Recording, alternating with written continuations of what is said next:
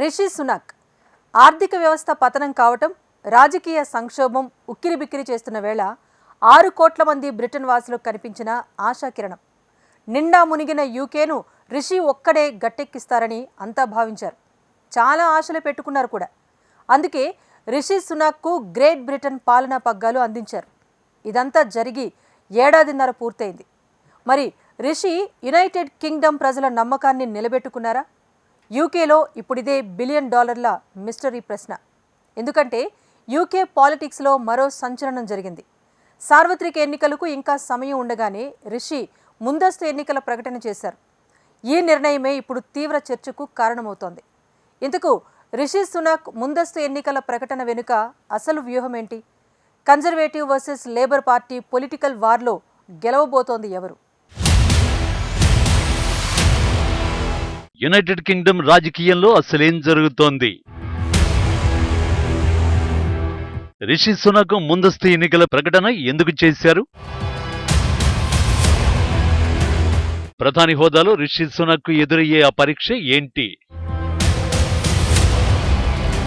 United Kingdom ఒకప్పుడు రవి అస్తమించని రాజ్యం, కానీ ఇప్పుడు ఆర్థికంగా చితికిపోయిన దేశం. పైకి ఆకాశాన్ని తాకే భవనాలు, చారిత్రక కట్టడాలతో కళా వైభవంగా కనిపించిన లోపల మాత్రం అన్ని భయాలు, ఆందోళనలే.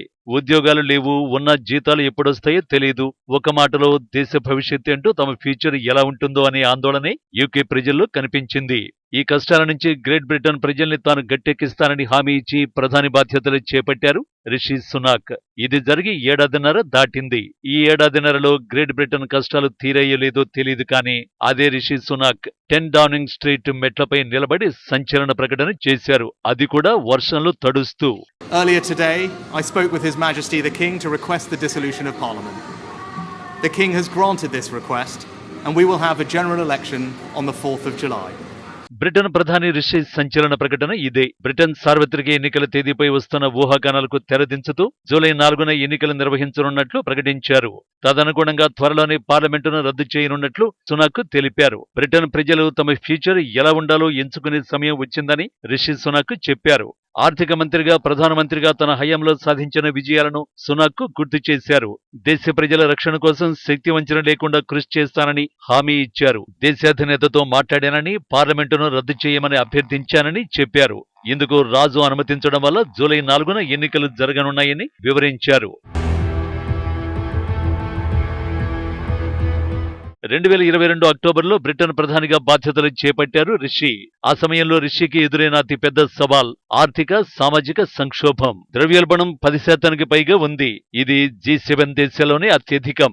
2022 చివరి నాటికి 11% పైగా ఉన్న ద్రవ్యోల్బణాన్ని ఏడాదిలో సగానికి తగ్గిస్తానని సునాక్ వాగ్దానం చేశారు. చెప్పినట్టుగానే గత సంవత్సరంలో 3 ఏళ్ల కనిష్టానికి ద్రవ్యోల్బణం దిగొచ్చింది.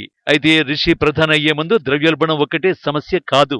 అనేక ప్రభుత్వ రంగాలు సమ్మెకు దిగాయి. నేషనల్ హెల్త్ సర్వీస్ పరిస్థితి కూడా దారుణంగా మారింది. అవి సరిపోవన్నట్టు 2016లో యూరోపియన్ యూనియన్ నుంచి వైదొలగడానికి మద్దతు ఇచ్చిన సునాక్ ప్రధానిగా బాధ్యతలు చేపట్టిన తర్వాత ఉత్తర ఐర్లాండ్లో వాణిజ్య సమస్యల్ని ఎదుర్కోవలసి వచ్చింది. మరోవైపు బ్రెగ్జిట్ ప్రభుత్వం నుంచి వైదొలిగిన తర్వాత వలసల సమస్య పెరిగింది. 2022లోనే రికార్డు స్థాయిలో 37,570 మంది బ్రిటన్కు చేరుకున్నారు. యూకేలో అక్రమంగా వచ్చే శరణార్థుల్ని రువాండాకు పంపాలనే ప్రభుత్వ ప్రణాళికకు రిషి సునాక్ మద్దతిచ్చారు. కానీ చట్టపరమైన ఇబ్బందులతో ఈ ప్రాజెక్ట్ నెలల తరబడి నిలిచిపోయింది.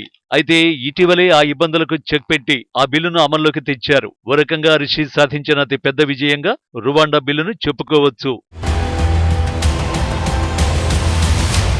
మరోవైపు ఏ దేశ నాయకుడికైనా అతిపెద్ద సవాల్ విదేశాంగ విధానమే. సునాక్ ప్రభుత్వంలో బ్రిటన్ ఎటువంటి విదేశాంగ విధానాన్ని ఎదుర్కొంటుందనే చర్చ జరిగింది. ఉక్రెయిన్ రష్యా యుద్ధంలో బ్రిటన్ పాత్ర ముఖ్యమైంది. రిషి యూకే ప్రధానిగా బాధ్యతలు చేపట్టే ముందు ఉక్రెయిన్కు బ్రిటన్ ఆర్థిక సహాయం ఇవ్వడం కొనసాగిస్తుందా లేదా అనే ప్రశ్న వినిపించింది.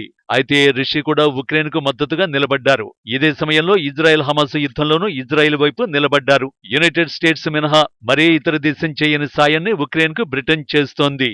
ఒక 2022లోనే ఉక్రెయిన్కు 2.3 బిలియన్ పౌండ్లు అంటే $2.6 బిలియన్ సైనిక సాయం అందించింది. ఆ సాయాన్ని రిషి సునాక్ కొనసాగించారు.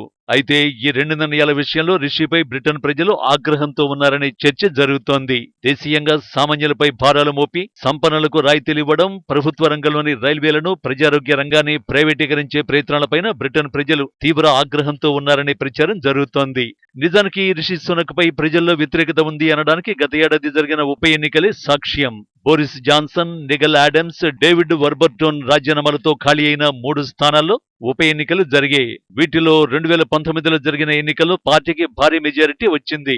అయితే గత ఏడాది మాత్రం మొత్తం రివర్స్ అయిపోయింది. 3 పార్లమెంటు స్థానాలు జరిగిన ఉప ఎన్నికల్లో 2 చోట్ల రిషి సునాక్ పార్టీ ఓటమి పాలైంది. ఉత్తర ఇంగ్లాండ్లోని సెల్బీ ఐన్స్టీ సీటులో లేబర్ పార్టీ విక్టరీ సాధించింది. గతంలో ఇక్కడ కన్జర్వేటివ్ పార్టీ భారీ మెజారిటీతో గెలిచింది. ఇక మరో స్థానమైన సోమర్టన్ ఫురంను లిబరల్ డెమోక్రటిక్ పార్టీ గెలుచుకుంది. ఇక conservative party ఉక్స్బ్రిడ్జ్ south Rui slip సీటును మాత్రం దక్కించుకుంది. మాజీ ప్రధాని బోరిస్ జాన్సన్ స్థానాన్ని కూడా కోల్పోయి ఉంటే ఒకే రోజు 3 సీట్లు కోల్పోయిన ప్రధానిగా రిషి సునాక్ చరిత్రలో నిలిచిపోయేవారు. అదృష్టవశాత్తు ఉక్స్బ్రిడ్జ్ సౌత్ రూయి స్లిప్ లో గెలిచి ఆయన ఈ ఘోర అవమానం నుంచి తప్పించుకున్నారు. ఈ ఫలితాలతో రిషి సునాక్ పై బ్రిటన్ ప్రజల్లో తీవ్ర వ్యతిరేకత ఉందని ప్రచారం జరిగింది. కొన్ని నివేదికలు సైతం రిషి మరోసారి యూకే ప్రధాని కావడం ఇంపాసిబుల్ అనేశాయి. గత ఎన్నికల్లో కన్జర్వేటివ్ పార్టీ 365 స్థానాల్లోనూ, లేబర్ పార్టీ 202 స్థానాల్లో విజయం సాధించాయి. ప్రస్తుతం పార్లమెంటులో కన్జర్వేటివ్ల బలం 344కి పడిపోగా లేబర్ పార్టీ 205కు చేరుకుంది. వచ్చే ఎన్నికల్లోనూ లేబర్ పార్టీకే మెజారిటీ వస్తుందని పలు నివేదికలు చెబుతున్నాయి. ఈ క్రమంలోనే రిషి సునాక్ ముందస్తు వ్యూహాన్ని అమల్లో పెట్టారు. ఏడాదిన్నర పాలనలో ఆర్థిక వలసల సవాళ్లను అధిగమించాం కాబట్టి మరో అవకాశం ఇస్తే దేశాన్ని పూర్తిగా కష్టాల నుంచి బయటపడేస్తామని ప్రచారం చేసుకుంటున్నారు. కానీ వాస్తవ పరిస్థితులు మాత్రం కన్జర్వేటివ్ పార్టీకి కష్టమని చెబుతున్నాయి. అలానే బ్రిటన్లో ప్రభుత్వం మారినా అక్కడి ప్రజల తలరాతులు మారుతాయనే గ్యారంటీ లేదు. పైగా ప్రభుత్వం మార్పు జరిగితే మరిన్ని ఇబ్బందులు తలెత్తొచ్చని ఆర్థిక రంగ నిపుణులు అంచనా వేస్తున్నారు. మరి ఈ ఆలోచన బ్రిటన్ వాసులు కూడా చేస్తేనే రిషి ప్రభుత్వం పాలన కొనసాగించగలుగుతుంది. అలా కాదని ఓడితే బ్రిటన్కు మరిన్ని కష్టాలు తప్పవన్నమాటే.